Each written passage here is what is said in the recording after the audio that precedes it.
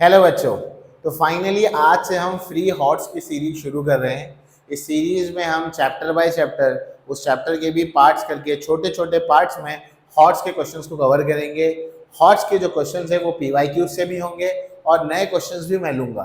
पर ये ध्यान रखिए कि जब मैं इनको शुरू कर रहा हूँ हॉट्स के क्वेश्चन को, तो इसमें काफ़ी ज़्यादा टाइम और एफर्ट जा रहा है क्वेश्चन को सिलेक्ट करने में, अरेंज करने में, उसका डिटेल सोल्यूशन बनाने में। तो रिटर्न में मैं चाहता हूं कि हमको भी उसका आउटकम मिले।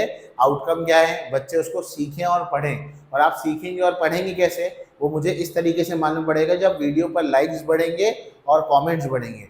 तो एटलीस्ट वीडियो पर मैं चाह रहा हूं कि मिनिमम 200 लाइक्स होने चाहिए और एटलीस्ट 100 कमेंट्स होने चाहिए। जब इतना एटलीस्ट ये लेवल हम पार कर चुके होंगे तब मैं नेक्स्ट वीडियो के लिए आगे प्रोसीड करूँगा। वरना अगर वीडियोस पर व्यूज़ ही नहीं है और बच्चे उसको देख ही नहीं रहे तो ये सारे टाइम और एफर्ट जो है सब गड़बड़ हो जाएगा। तो इस बात को ध्यान रखना है। अब वीडियो को शुरू करेंगे तो पेन और पेपर लेकर बैठ जाओ। अगर आपको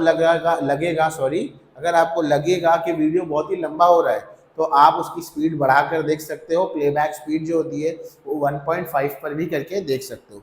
तो आज हम लीनियर इक्वेशन के क्वेश्चंस करेंगे, सारे नहीं, थोड़े क्वेश्चंस आज करेंगे, फिर नेक्स्ट वीडियो में इंशाल्लाह थोड़े क्वेश्चन शुरू करेंगे। तो चलो बच्चों शुरू करते हैं।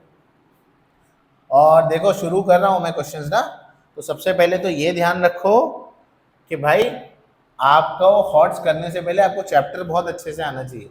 अगर आपको चैप्टर अच्छे से नहीं आ रहा और फिर आप बोलेंगे सर हॉट्स करने डायरेक्टली आ गया, फिर समझेगा नहीं तो फिर उसमें कंप्लेंट नहीं करना। तो पहले चैप्टर अच्छे से करो फिर हॉट्स पर आओ। तो आज हम लीनियर इक्वेशन को स्टार्ट करेंगे। ये रहा हमारा पहला क्वेश्चन। ये क्वेश्चन जो है बच्चों मार्च 2020 का है। क्वेश्चन क्या कह रहा है? क्वेश्चन आपसे ये कह रहा है कि convert the following equation into simultaneous. और इसको साइमल्टेनियस में आपको कन्वर्ट करना है और फिर आपको इसको सॉल्व करना है और एक्स और वाई का वैल्यू आपको यहाँ पर निकाल कर देना है। तो कैसे करेंगे इसको? अब इसको करने का तरीका ये है, यहाँ पर सॉल्व भी लिख देता हूँ मैं, इन solve for x and y, solve for x and y. तो ये हॉट्स कैटेगरी का क्वेश्चन क्यों है ये तो समझ आया होगा, क्योंकि यहाँ पर इक्वेशन इतना सीधा सीधा नहीं दिया है, इक्वेशन थोड़ा सा उल्टा पुल्टा है तो आपको अरेंज करना पड़ेगा। तो घबराना नहीं है। देखो सबसे पहले जो पहला इक्वेशन दिया उसको कंसिडर करो।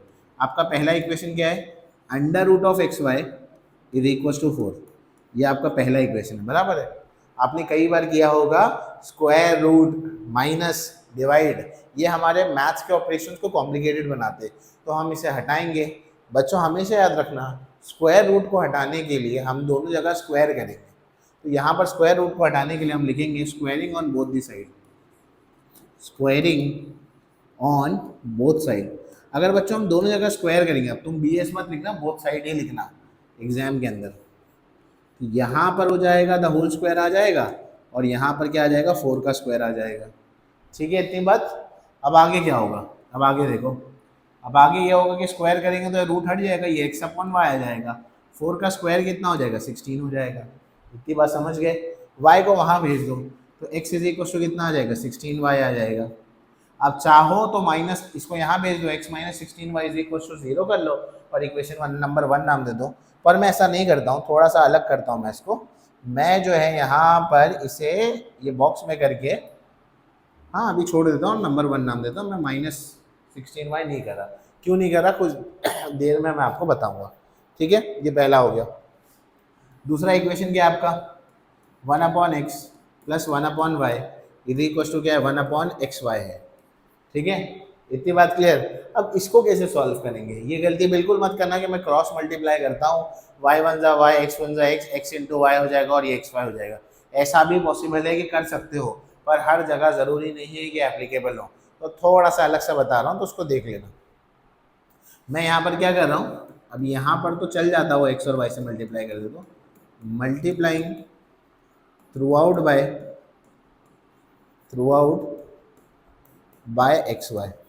पूरे इक्वेशन को एक्स वाई से मल्टीप्लाई करो, यानी ये भी एक्स वाई से मल्टीप्लाई होगा, ये भी एक्स वाई से मल्टीप्लाई होगा और ये भी एक्स वाई से मल्टीप्लाई होगा। तो ये पहला वाला हो जाएगा एक्स वाई अपॉन एक्स हो जाएगा, क्योंकि एक्स वाई 1 से मल्टीप्लाई होगा एक्स वाई ही आएगा। यहाँ पर भी क्या हो जाएगा? एक्स वाई अपॉन वाई हो जाएगा और यहाँ पर भी क्या होगा? एक्स वाई अपॉन वाई हो जाएगा, बराबर। यहाँ से एक्स एक्स कैंसिल, यहाँ से वाई वाई कैंसिल और ये पूरे एक्स वाई क्या हो गया? कैंसिल। तो ये एक्स बचा, ये वाई बचा, तो x plus y is equal to 1 लिख लो, ये इक्वेशन नंबर क्या हो गया आपका, सेकेंड हो गया। इतनी बात समझे। इक्वेशन 1 और 2 को देखो, इक्वेशन 1 से x का वैल्यू मिल गया, कितना वैल्यू 16y है, वो यहाँ पर सब्सटीट्यूट कर देंगे और आगे सॉल्व करेंगे। तो देखो अब सेकेंड वाले इस पर जाते हैं, स्लाइड इसीलिए खाली छोड़ी है मैंने। हमारा पहला इक्वेशन क्या था, पहला था हमारा x is equal to 16y, ठीक है, हमारा पहला इक्वेशन था x is equal to 16y था, और हमारा पीछे वाला इक्वेशन क्या था, x plus y is equal to 1 था।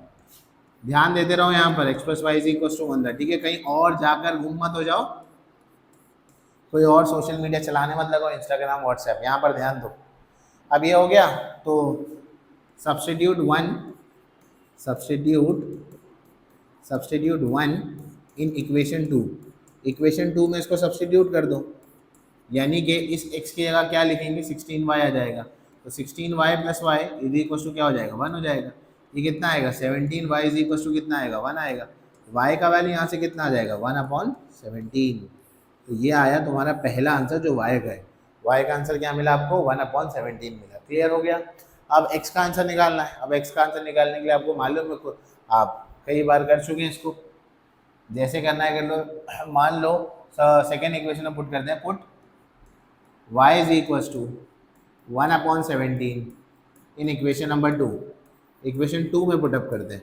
अगर इक्वेशन 2 में पुटअप करेंगे तो क्या होगा, x plus y is equal to कितना है, 1 है सॉरी, ये आ जाएगा 1/17 इज इक्वल टू कितना आएगा, 1 आ जाएगा।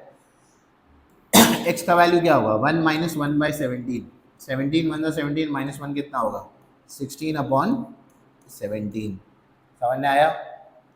तो इस तरीके से फाइनल आंसर होगा, बराबर। तो एग्जाम में इसके बाद क्या करना है, ऐसा बॉक्स बॉक्स बना के छोड़ देना है ना। एग्जामिनर तो तुम्हारा चाचा लगा, वो बीच में से कहीं से भी चेक कर लेगा, ऐसा नहीं होता।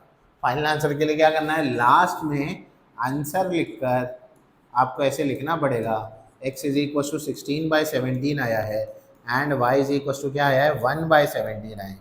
ये ऐसे लिखना पड़ता है बच्चों, और फिर इसको फिर से एक बार बॉक्स में करना पड़ता है। हाँ, इतने एफर्ट्स भाई लेने पड़ेंगे आपको, मार्क्स चाहिए तो उनकी आवभगत तो करनी पड़ेगी ना, नहीं करेंगे तो कैसे चलेगा। बताओ मेरे को क्या हार्ड था इसके अंदर, ये पहला आपका हॉट्स का क्वेश्चन हो गया। बताओ क्या डिफिकल्ट क्या था। ये सब तो मतलब स्क्वायर से स्क्वायर रूट निकालना आपको आना चाहिए। बेकार में हॉट से डरना है ना, बंद कर दो। ये हॉट से डर रहे हैं, बहुत गड़बड़ हो जाती है। डरना नहीं है हॉट से, बाहर का नहीं आएगा। आज ही एक बच्चा ये कमेंट आया था उसका कि सर अगर बाहर से क्वेश्चन आ गया तो टेक्स्ट बुक के बाहर के कॉन्सेप्ट का क्वेश्चन नहीं आएगा, और इनकेस अगर आ गया तो फिर बोर्ड जो है वो सिर्फ अटेम्प्ट पे मार्क्स दे देती है। मतलब आपने अटेम्प्ट किया है, क्वेश्चन सॉल्व किया, नहीं किया, कुछ नहीं, अटेम्प्ट पर भी मार्क्स मिल जाएगा अगर वो क्वेश्चन कॉन्सेप्ट बुक के कॉन्सेप्ट के बाहर रहा तो, गारंटी है। चलो नेक्स्ट पे जाते हैं। स्लाइड्स खाली सोल्यूशन के लिए छोड़ी थी। सेकंड क्वेश्चन, ध्यान से क्वेश्चन मेरे साथ पढ़ो या वीडियो पॉज करके खुद पढ़ लो question. The perimeter of an isosceles triangle, iso माने ट्राइंगल है, isosceles triangle is 24 centimeter. The length of the congruent side is 13 centimeter less than twice the length of its base. Find the length of all sides of triangle. मार्च 2022 का question है। Again इसमें भी बहुत ज़्यादा कोई difficult नहीं है, simple सा क्वेश्चन है। देखो क्या है, सबसे पहले तो आपको ये पता होना चाहिए कि आइसोस्केलेस ट्राइंगल क्या होता है। क्या होता है एक आइसोस्केलेस ट्राइंगल, ऐसा ट्राइंगल जिसके दो साइड्स क्या होते हैं, इक्वल होते हैं, उसे हम लोग क्या कहते हैं, आइसोस्केलेस ट्राइंगल कहते हैं, बराबर है।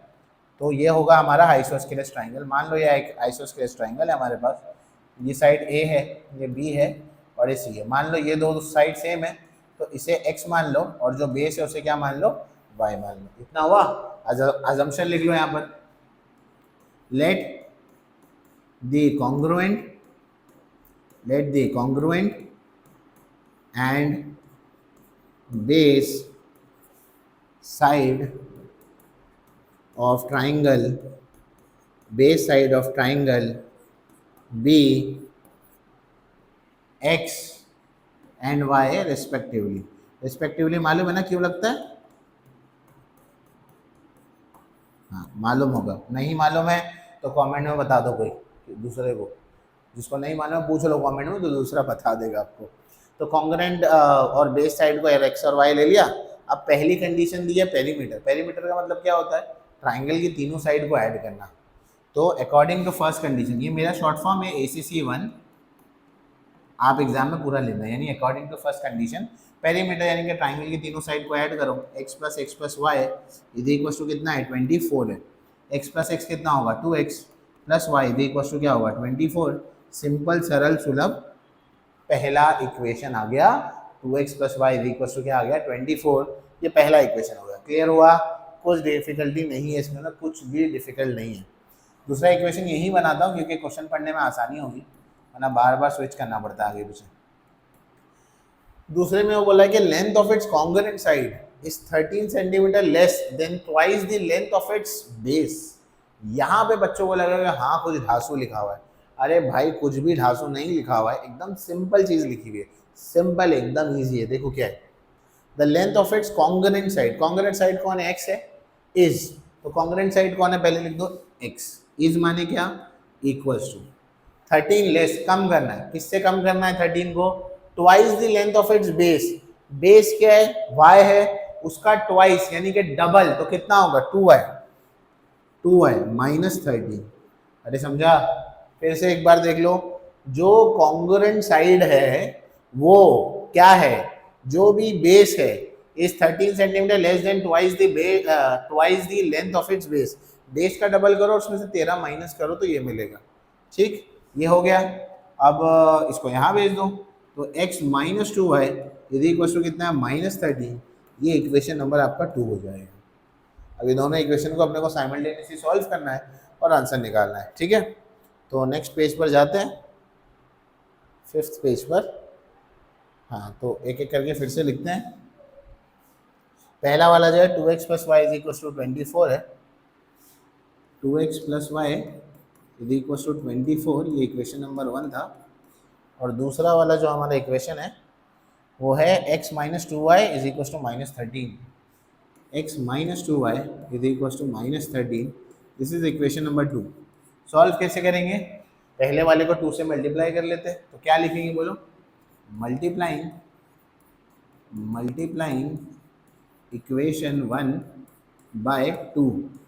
इक्वेशन 1 को 2 से मल्टीप्लाई कर, 2 2 कितना होगा 4x होगा, 2 इंटू वाई क्या होगा 2y होगा, 24 2 कितना होगा 48। ये इक्वेशन नंबर 3 हो गया। अब 2 और 3 दोनों को देखो ज़रा ध्यान से, अगर इन दोनों को ध्यान से देखेंगे तो +2y और -2y हो गया। तो अब सबको मालूम है क्या करना होता है, add equation 2 and 3, add equation 2 and 3, 2 और 3 इक्वेशन को ऐड करो। अगर 2 और 3 इक्वेशन को ऐड करेंगे तो क्या होगा, x minus 2y is equal to -13 है और 4x plus 2y is equal to 48 है। तो +2y और -2y क्या हो जाएगा, कैंसिल हो जाएगा। 4x प्लस x कितना हो जाएगा 5x हो जाएगा। 48 में से 13 निकालो, 8 में से 3 निकलेगा, कितना बचेगा 5 बच जाएगा। 4 में से 1 निकलेगा तो कितना बचेगा 3 बचेगा, 35 हो गया। अब क्या करेंगे, x इज इक्वल टू कितना हो जाएगा 35 डिवाइडेड बाई 5, 5 1 जा 5 7 जा, x का वैल्यू कितना आ जाएगा 7 आ जाएगा। इतनी बात समझ गए? तो ये आपका x का वैल्यू आ गया।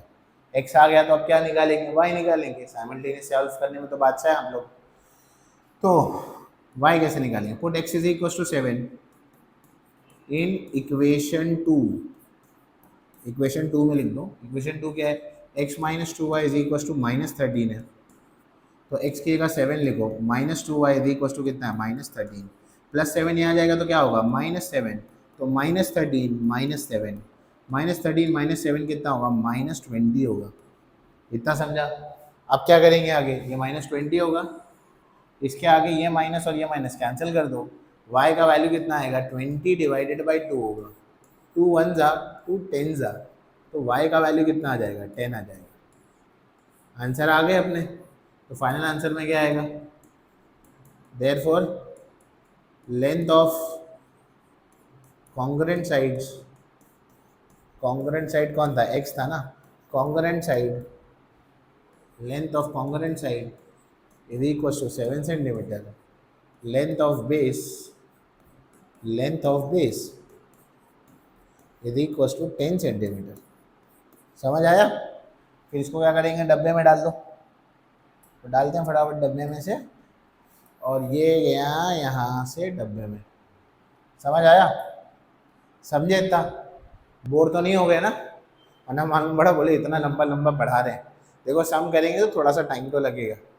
और मैं कई बार देखता हूँ कि वो कमेंट सेक्शन में बच्चे लिखते हैं जिसने कमेंट को लाइक नहीं किया तो वो एग्ज़ाम में फेल हो जाएगा।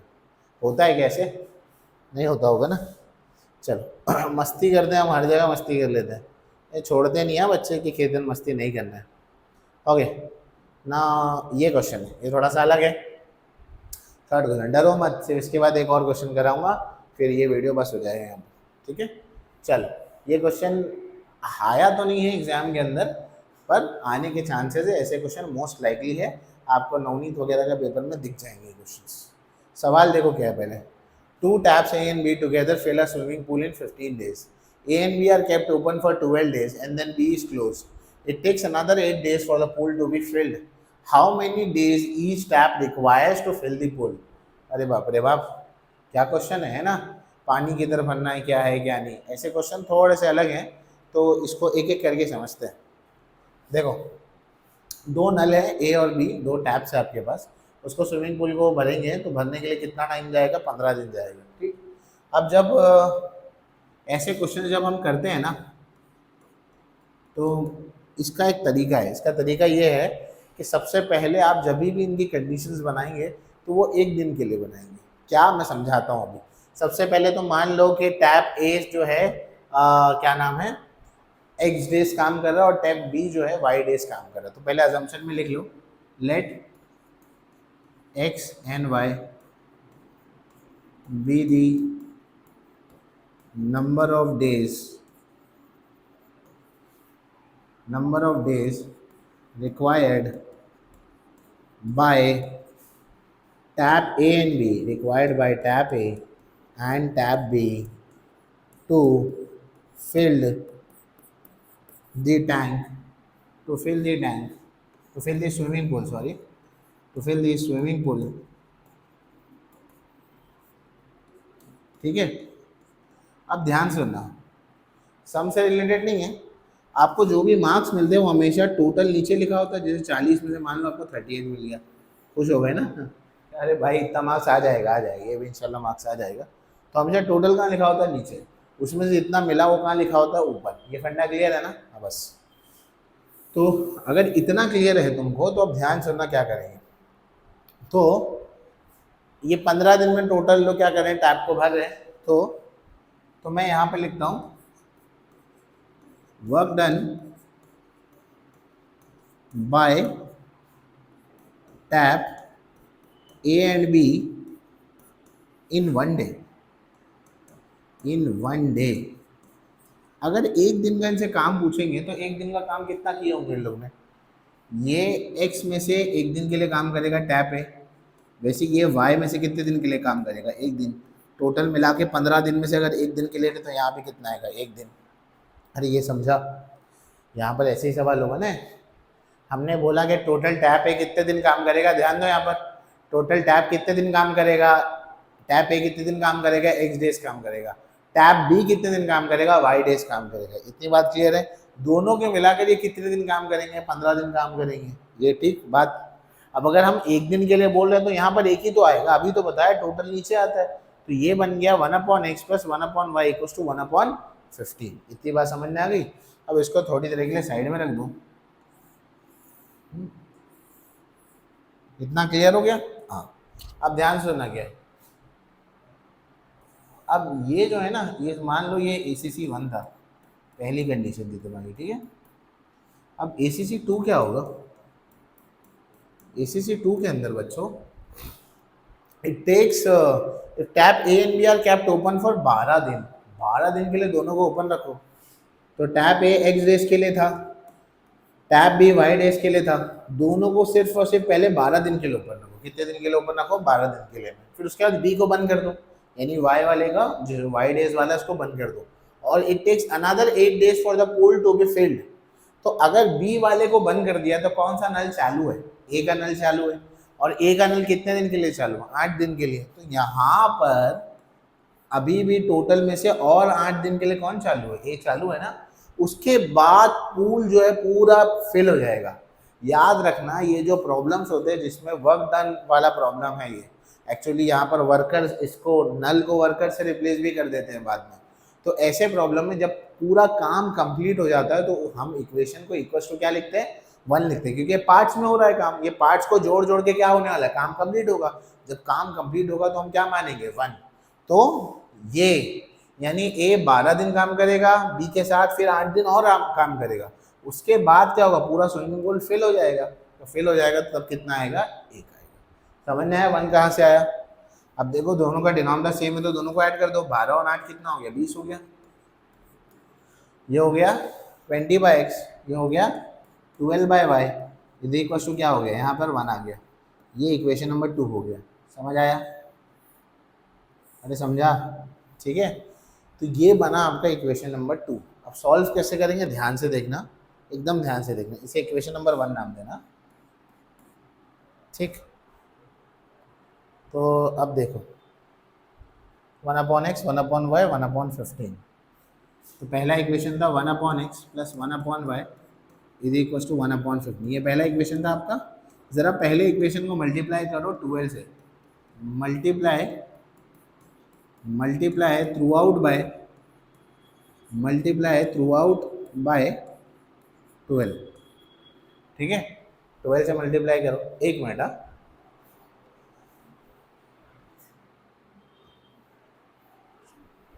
मल्टीप्लाई थ्रू आउट बाई 12, अगर 12 से मल्टीप्लाई करेंगे तो क्या होगा बोलो, ये हो जाएगा 12/x, ये कितना हो जाएगा 12/y, ये कितना हो जाएगा 12/15 हो जाएगा। लेट से ये इक्वेशन नंबर 3 है और हमारा इक्वेशन नंबर 2 क्या था, 20x plus 12/y equal to 1 था। 20x plus 12/y is equal to कितना था, 1 था ना, इज इक्वल टू 1 था। आप समझे कह रहा क्यों, इक्वेशन नंबर 2 था। देखो दोनों 12/y हो गया। अब ये सेम हो गया, इसको कैंसिल कर सकते हो। पर आपको ये बोलेगा कि सर इसमें ये भी तो हो सकता था कि आप 1/x को a ले लेते, 1/y को b ले लेते और सॉल्व कर लेते। हाँ कर लेते, उससे भी कर सकते हो, थोड़ा सा अलग तरीका बताया। मैथ्स की ब्यूटी तो यही है, ठीक है। चलो तो सब्ट्रैक्ट करते हैं, subtract equation 2 from equation 3। Equation 3 में से सब्ट्रैक्ट करते हैं। इक्वेशन 3 है 12/x 12/y 12/15। दूसरा इक्वेशन क्या है, 20/x 12/y और 1 रहा है।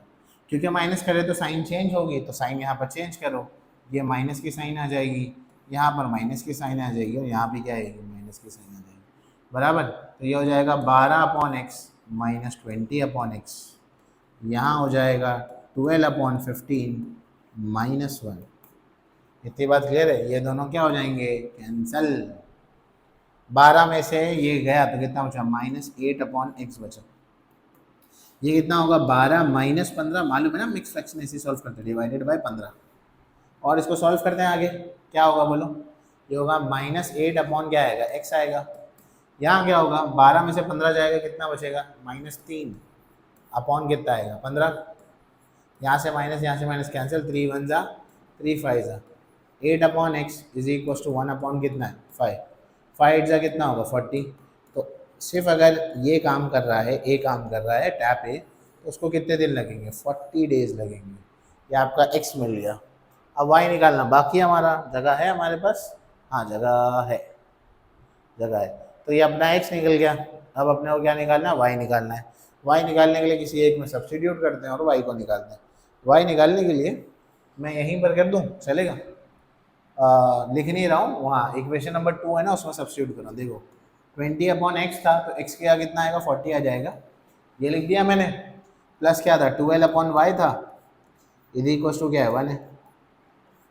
20 1 जा 22 जा, हाफ हो गया 1/2, तो 12/y इज इक्वल टू क्या हो जाएगा, 1 माइनस 1/2 हो जाएगा। इतनी बात क्लियर हो गई। चलो नेक्स्ट स्लाइड पे जाना ही पड़ेगा।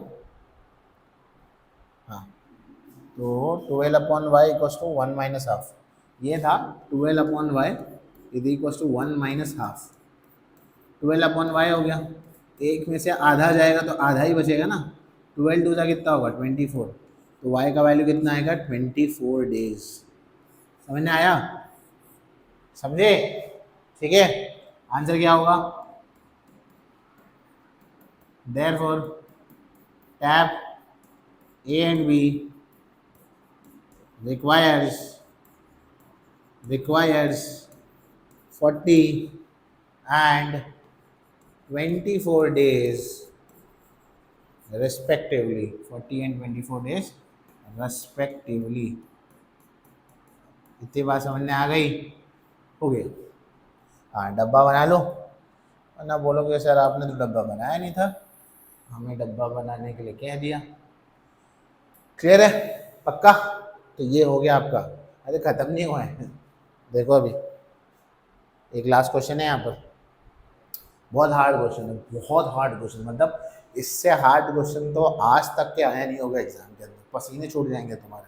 रुमाल रख लो साथ में। देखो मार्च 2019 का क्वेश्चन है, the coordinates of this point of intersection of a line ax plus by is equal to 9 and this one is 3, -1. Find the value of a and b। देखो बहुत हार्ड क्वेश्चन है। यहाँ पर दिया है कि ये जो 3, -1 है, ये coordinates of point of intersection of lines, मतलब ये दोनों लाइन आपस में कट रही है, और जहाँ पर कट रही है तो ये पॉइंट्स उस लाइन पर आ रहे हैं।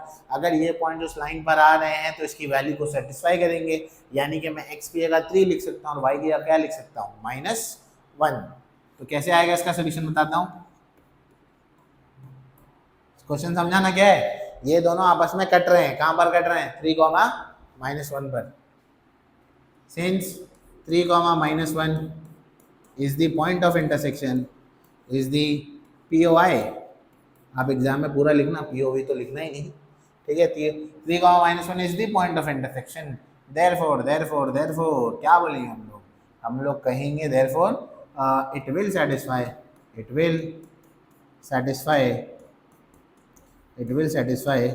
the above equations। समझ आया?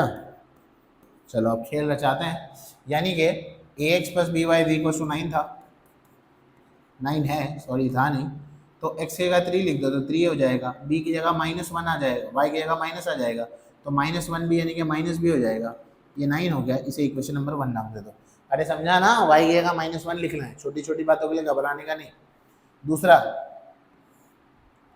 bx plus ay है, तो bx plus ay है, x की जगह क्या लिखेंगे? 3 लिखेंगे, तो जाएगा 3b प्लस a के आगे आने वाला है, y के आगे आने वाला है, -1 आने वाला है, तो -a इज इक्वल टू क्या है? 5 है।